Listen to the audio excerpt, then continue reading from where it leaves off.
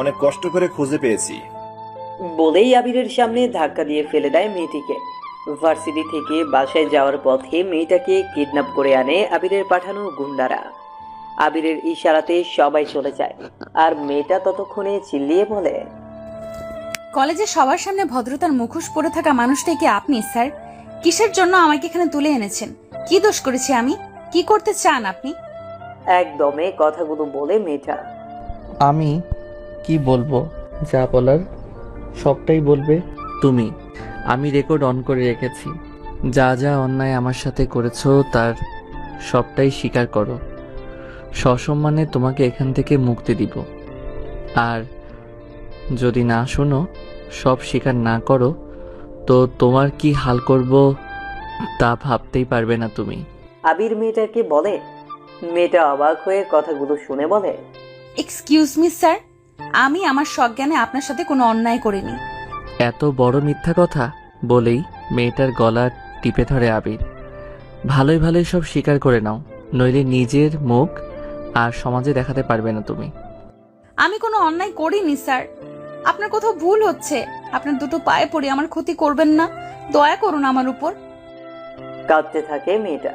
মেয়েটার কান্না আবিরের মন ভেদ করে না, কারণ মেয়েটা যে অন্যায় তার সাথে করেছে সেই শাস্তি মেয়েটিকে পেতেই হবে ভেবে মেয়েটাকে টানতে টানতে দোতলায় নিয়ে যায়। ফুল ভলিউমে ঘরে গান ছেড়ে দেয় আবির, যাতে মেয়েটার চিৎকার কারো কানে না যায়। কি করছেন কি? ছাড়ুন বলছি। আমার এমন কোনো ক্ষতি করবেন না যাতে আপনাকে সারাটা জীবন পস্তাতে হয়। কি বললে তুমি? আমি পস্তাবো না, সব স্বীকার না করে এবার তুমি পস্তাবে। বলেই মেয়েটাকে বিছানায় ফেলে দেয়। আবির তার শার্ট খোলে। দেখেন আমি কিছু করিনি, প্লিজ ছেড়ে দিন আমাকে, প্লিজ ছাড়ুন। আমি যা করিনি তা কিভাবে স্বীকার করব? প্লিজ ছাড়ুন। আল্লাহ, এ কি পরীক্ষা নিচ্ছেন আমার? এই বিপদ থেকে রক্ষা করুন আল্লাহ, দয়া করুন। কিছুক্ষণ পরে জ্ঞান হারায় মেয়েটে। মেয়েটার চিৎকার আবিরের কান ভ্যাদ করেনি। এই মেয়ে আবিরের নামে মিথ্যা মামলা করে ধর্ষণের, অথচ আবির ওকে চিনতই না, কখনো দেখেনি। অথচ এই মেয়ে গতকাল আবিরের নামে কোর্টে মিথ্যা বলে আবির নাকি তাকে রেপ করেছে। কথাগুলো ভাবতেই ঘৃণা আসে আবিরের। বেশ করেছি যা করেছি। মিথ্যা মামলাতে আমার যা মানহানি করেছে সেটাই সত্য করে দিলাম। গান বন্ধ করে ওয়াশরুমে গিয়ে শাওয়ার শেষে নিচে আসে। এসেই প্রায় 100টি মিসড কল দেখে ফোনে কল ব্যাক করতে যাবে, তখন আবার আসাদের ফোন আসে। রিসিভ করতেই, স্যার, ভুল হয়ে গেছে স্যার, মাফ করে দেন স্যার। আসাদ বলে, আবিরের পোষা গুন্ডার নাম আসাদ। কি যা তা বলছো? যা বলার সোজাসুজি ভাবে বলো। স্যার, আসলে ওই মেয়েটা মিস তিশা আমার সাথে দাঁড়িয়ে আছে। গেটটা একটু খুলবেন স্যার, সব বুঝিয়ে বলছি। আবির তাড়াতাড়ি গেট খুলে অবাক হয়ে যায়। এই যেন মেয়েটার কার্বন কপি, যাকে সে রেপ করেছে। আবির কিছু বোঝার আগেই ট্রিনা আবিরের পায়ে ধরে। আমাকে ক্ষমা করে দিন, আমি আসলে বান্ধবীদের সাথে পেট ধরে আপনার নামে মিথ্যে মামলা করেছি। আমার কোনো দোষ নেই স্যার, ওদের জন্য রাগান্বিত হয়ে ভুল করেছি। স্যার মাফ করে দিন। বলেই কান্না করতে থাকে। আবির ট্রিনাকে জোর করে উঠিয়ে সজোরে একটা থাপ্পড় দেয় আর বলে, লজ্জা থাকলে কেসটা তুলে নিবে, নইলে এমন জঘন্য অপরাধের জন্য টিসি দেওয়ার ব্যবস্থা করব। জীবনেও কোথাও পড়ার সুযোগ পাবে না। স্যার আমি কেস তুলে নিয়েছি, স্যার আমায় ছেড়ে দিন প্লিজ। দূর হয়ে যাও আমার সামনে থেকে। কখন আমার সামনে আসলে খুন করে ফেলবো। এরপর আবির আসাদকে বলে, তুই ওকে কিভাবে পেলি? তাহলে আগে যাকে তুলে এনেছিস সে কে? জানি না স্যার, ওই মেয়েটা আসলে কে? দুজনে একই রকম হলো কিভাবে কিছু বুঝতে পারতেছি না স্যার, ক্ষমা করে দেন স্যার। দূর হয়ে যা সামনে থেকে। তোকেও কখনো সামনে পেলে তোকে খুন করে ফেলবো। আসাদ কোনো ক্রমে পালিয়ে আসে। সে জানে মিস্টার আবির চৌধুরী কতটা ভালো মানুষ, আবার কতটা ভয়ঙ্কর রাগী। আবির পাপ বোধে জ্বলছে, তাও সে উপরে গেল। দেখে মেয়েটার জ্ঞান এখনো আসেনি, নিজেই নিজেকে দোষারোপ করছে। এতটা জঘন্য কাজ সে কখনো করবে বলে ভাবেনি।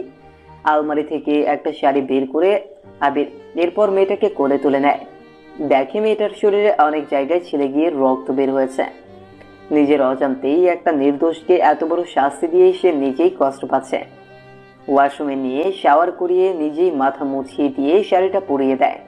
এরপর কাটা অংশগুলোতে অ্যান্টিসেপটিক লাগিয়ে দেয়। মেয়েটার পাশে বসে থাকে আবির। নিজের অপরাধের ভুগতে ভুগতে মেয়েটার পাশে বসা অবস্থায় ঘুমিয়ে যায় আবির। হঠাৎই আবিরের ঘুম ভেঙে যায় মেয়েটির অস্ফুট ঘুমানোর শব্দে। তাকিয়ে দেখে অচেতন অবস্থায় মেয়েটা কাতরাচ্ছে। আবির তাড়াতাড়ি করে বাটিতে পানি এনে মেয়েটার মাথায় জলপট্টি দিতে থাকে।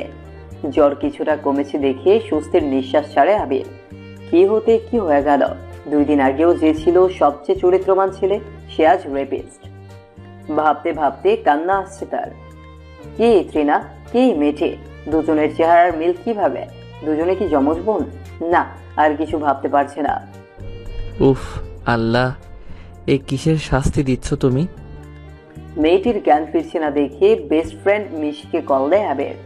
রিসিভ করেই, কিরে, কি খবর? আজকাল তোর তো কোনো খবরই নাই। তা কেমন আছিস বল? একদমই কথাগুলো বলে মিশে। একটা প্রবলেম হয়ে গেছে, বাসায় আসতে পারবি?